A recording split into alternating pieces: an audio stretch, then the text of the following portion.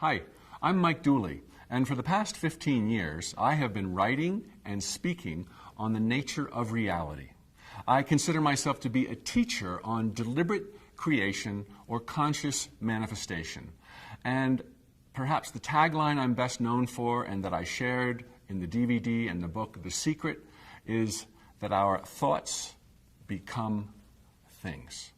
And what I want to share with you now is one of the things that I've learned in the past 15 years and applied to my life that has perhaps made the biggest difference. I want to speak to you about nuances, little subtleties that can make a big difference with regard to the success you meet as a deliberate creator. Nuances are easy to understand. Hypothetically, as an example, I want to share with you one in particular. Do you remember the first time you read a book that thrilled you and excited you about reality? And you thought to yourself, I knew it! I knew it! You realized finally with confirmation that you're loved, that you're adored, that perhaps you're pushed on to greatness, born to succeed. For that first week or two after reading the book, I bet you were pretty annoying to most of your friends. You were just on cloud nine. It was a whole new world, a whole new orbit. And I bet you, if you had found a little kid, a niece or a nephew wandering in your midst, you probably would have sat them down and said, you listen to me. I want you to dream, and I want you to dream big, because dreams come true, and that's why we're here. And their eyes, they would get so big, they'd become so excited, and they'd look at you and they'd say, can I have anything? And you'd be like, you're darn right you can have anything, whatever you can imagine. There is no limit to what you can create in your life. And so they tell you really excitedly. They lean into you and they're like, I want Bobby's green bike. And you're like, oh no, they can't have Bobby's green bike. You're backpedaling furiously. What's the workaround? Quick! It's simple. They can't have Bobby's green bike, but they can have their own green bike. And then you and Bobby can ride green bikes into the sunset forevermore. If you don't know what the nuances are to being a deliberate creator, there will be hit or miss manifestations that truly, and I know you know this is the case, can break your heart. And so what I want to share with you today is the folly, the insanity, if you will, of being a micromanager. In the earlier video, I shared the importance of not attaching to unimportant details and that all details are unimportant. And I warned not to mess with the cursed house or to hinge your star on a particular person at a particular time because they are their own creators. And with regard to these three nuances, you might not ever get what you most want, no matter how much the universe loves you. So in this video, I want to convince you of the utter futility of attaching to unimportant details, messing with the cursed house, or hinging your happiness on someone else's star. And I think the best way that I can convey this information so that you really get it to such a degree that you will just never go there again is to begin a little tutorial, if you will, on the chaos theory. You probably have heard of the chaos theory. It's very real in scientific communities. It's one of three theories that rocked the 20th century, in addition to the theory of relativity and quantum mechanics, of course. To best understand the chaos theory, it was witnessed and noticed by scientists who realized that in dynamical systems in nature, they often noticed that while it seemed to be chaotic or unpredictable, like the weather, the end results were still knowable. And I saw a video presentation that was done on PBS, public channel broadcasting, maybe 30 years ago that illustrated this really well. There was a kitchen faucet that had a drip, drip, drip, drip. And at the end of every hour, they said, quite logically, you could calculate how much water would fall into the sink below if you knew the starting initial parameters. The second video showed a gushing water tap. And again, they said, if you know the rate of flow, the density of water to air bubbles, the diameter of the stream, you can calculate with precision exactly how much water is going to gush into the sink below on an hourly basis, and that number will never change from now to the end of time. Simple, not chaos yet. But the third video showed chaos in action. And it was the same kitchen sink, but the rate of flow was in between a steady constant dripping and a full-on gush, which led to a chaotic drip, drip, drip, drip, drip, drip, double, triple, single, quadruple drip. Two things knocked their socks off. First, they noticed that no matter how long this flow was allowed to go, never does a pattern emerge. It's like the number pi. They were able to deduce that in a million years there would not be a pattern emerging. But the second thing that they noticed changed everything, including their grasp on the nature of the scientific world. Every hour on the hour, the exact same amount of water through this chaotic dripping was added to the sink below. In other words, the end result was unchanging. The end result was not jeopardized by the chaotic drip. Do you see how this ties into the earlier video? And whether or not you saw the earlier video, it doesn't matter. Life's magic reaches us through serendipities, coincidences, and happy accidents that are ordained by our end results. And the way life's magic reaches us, if you will, is through chaos. Chaos can be seen in the weather. Chaos can be seen in the number of branches a tree will have and where the leaves will sprout. Chaos can be seen in genetics being passed from parents to their offspring. And we're going to add to that list, and I'm sure our children or our children's children will be taught that chaos has a role in all thoughts and how they become things. So, what I most want you to take away from this is that just because you don't know how, don't need to know how, don't want to know how your dreams will come true, doesn't mean they're in jeopardy of coming true. There's a famous quote that I've heard recently that's been attributed to Leonard Cohen that ties in magically, I believe, with the chaos theory and its implications for being a deliberate creator. And that quote goes something like this: "Of course, everything has a crack in it. That's how the light gets in." Oh, that's beautiful, isn't it? I mean, perfection isn't what we're striving for. What we want is our end results, and how we get there, we need to leave open to the divine. It always knows the shortest, quickest, happiest way for our arrival. And so if we surrender to the hows, to the details, to the specific people, that's like leaving a crack in the work so that there can be these surprises, so that on the fly, divine intelligence can know the changing quickest, shortest, happiest way to our end results. Because as you probably already know, you think a lot of thoughts in a day. Scientists tell us 60,000. And not only do you change your mind, but most all of our dreams depend on other people.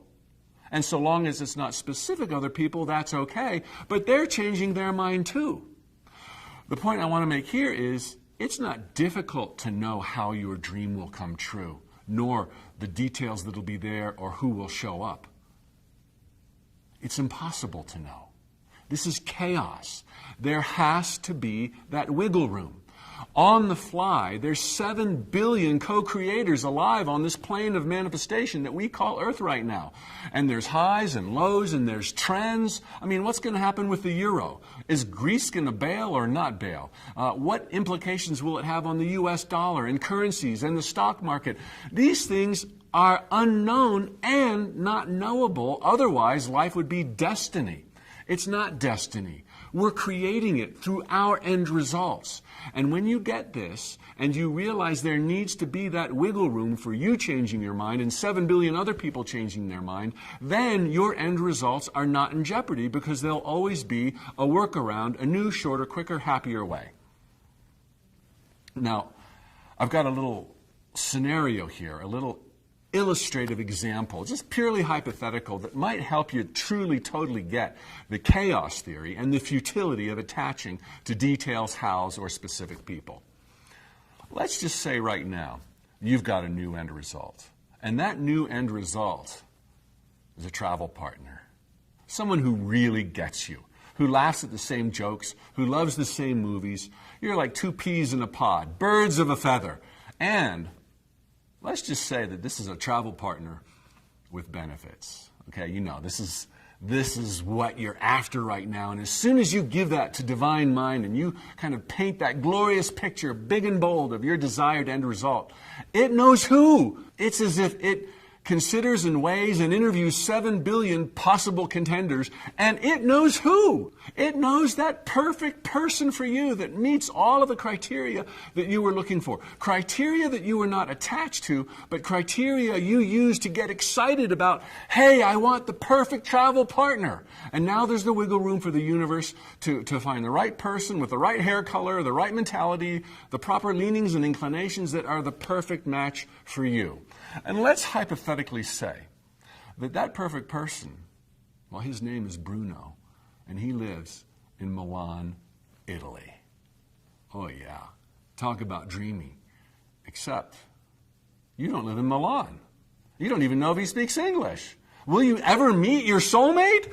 Oh, this could be curtains. But no, for divine intelligence, there's always a way.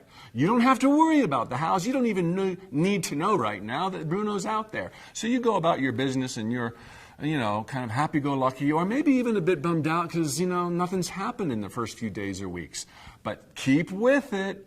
The key to creating change is understanding the mechanics of life and working those mechanics no matter what your physical senses are showing you. So you get a phone call, it's an old long-lost friend, and you're kind of surprised to hear from them. They've tracked you down. You haven't spoken in 20 years. They're now in the apparel garment fashion industry, living in Seattle. What does this have to do with you? But they suggest a girls' weekend away in Hotlanta, Georgia. And you're thinking to yourself, I haven't even seen her in 20 years. I'm not. Plus, she was kind of crazy. But you look at your calendar, and you're available. And you hear yourself say, sure, let's do it! Woohoo! Oh my gosh, what have you gotten yourself into?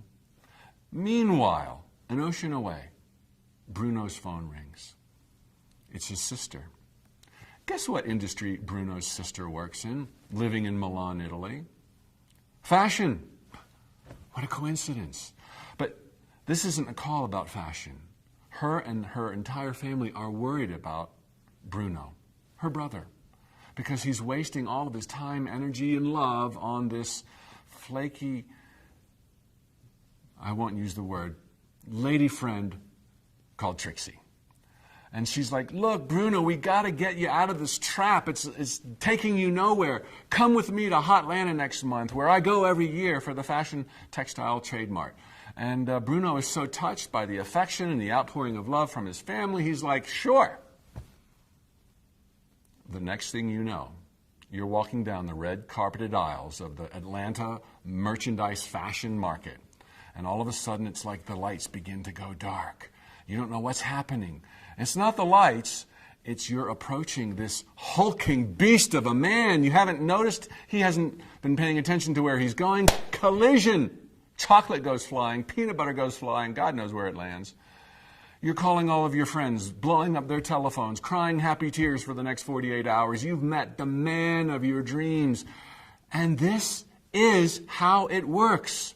This is how you've been creating miracles your entire life. You've had end results. You didn't even call end results, but you set the bar up here and you were moving with it. You would settle for nothing less.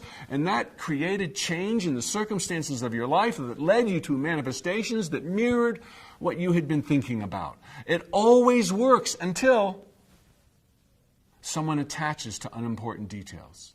My dream travel partner must be tall, must be bald, ought to be an author. No, you eliminate swaths of the population by the billions when you attach to any kind of details. But you know better. You're hearing this video. What if Bruno doesn't know better? What if Bruno cancels the trip? oh, this would seem like, total devastation. Fortunately, you don't even know about this stuff because it's happening beyond your awareness. And fortunately, there's always a recalc. There's always a new, shorter, quicker way. Just like when you're driving down the road and you're ignoring the make a legal U-turn, at some point, there is a new, shorter, quicker, happier way. And instead of making a U-turn, you go up ahead and turn right, turn left, and you're on your way. And the same is true in life, whether it's regard to relationships or partners in business or careers. Your end results will dictate who, what, when, and where, so long as you keep in motion. And if any of them change their mind or have the insanity to attach to the unimportant, recalc, and his name is Stan. He lives in Maui. You're going to meet him in Denver in 4 weeks. This is how it works, so long as there's not attachment. And having shared all of this, I trust you will never be so foolhardy again to insist on unimportant details, cursed hows, nor hinge your happiness on the star of someone else's life or decisions. The best for you and for all of us who understand these things lie ahead. So, what I most wanted to convey in this video was the futility of insisting on details, messing with the cursed hows, or attaching your happiness to the decisions of some specific other person. If you accepted the challenge from the last video, I know that you brought with you this time 2 lists. A list of your new end results that were big and bold, and a list of those sexy, glorious, fantastic details that create so much passion in our lives. And by comparing these 2 lists right now, I think you're going to get the message of this video, as well as take away something extra from the first video. Which list, before you now, is more important to you by 1,000,000 times than the other list? It's the big picture list, the bold list. Abundance, great livelihood, health, friends, laughter, right? Not the Ferrari and the house on the hill and the job title and the hat I wear, okay? Immediately, you're telling me what's important is the big picture. But can you now see the irony? When someone sees The Secret for the first time, reads the book, or has some other epiphany about the truth on the nature of reality, they go and rush out to start micromanaging the details of their life. The details that you just told me are unimportant compared to the big, bold picture. When you really get how unimportant the details are, and that they're a dime a dozen, you realize that no matter how long that list of glorious, sexy details was that you now prepared, we could rip it up, throw it into the fireplace, and make a brand new list with totally different details that are equally exciting. So, I think you get by now that if you're attached to details, or if you're making them your end results, instead of using them to get excited about bigger end results, which may change the details, you're going to be on thin ice. And I hate to say it, but it's going to crack. This isn't going to be pretty. And you don't need to go there, because what's important is that big rocking life in the universe. Divine intelligence knows how to get you there, and it knows the details that are going to thrill you, and some of those details you're not even aware of at this point, which is why many teachers, including myself, advocate and remind those who are on the path of the big dream, when it comes true, guaranteed, it's going to be better and more fun, more outrageous than even you can now imagine. That's the magic of life. Now, the next video I'm equally excited to share with you. And in that video, I'm going to address a question that also comes up time and time again from live audience members. Mike, if I'm supposed to put my car in gear, take massive action, as some people phrase it, but I'm not supposed to mess with the cursed hows, isn't this an oxymoron? Doesn't doing one automatically mean you're doing the other? Wow, that's an awesome question, and I can't wait to answer it, and I guarantee I will leave no one behind, because it is so easy how to take action while not messing with the cursed house. I look forward to next time, and I want to thank you ahead of time for all of the amazing comments that have already been shared in the comments section of this video. Please keep sharing, share your ideas, Ask some of your questions. I'll do my best to get to each and every one of them. And until we meet again, tally ho.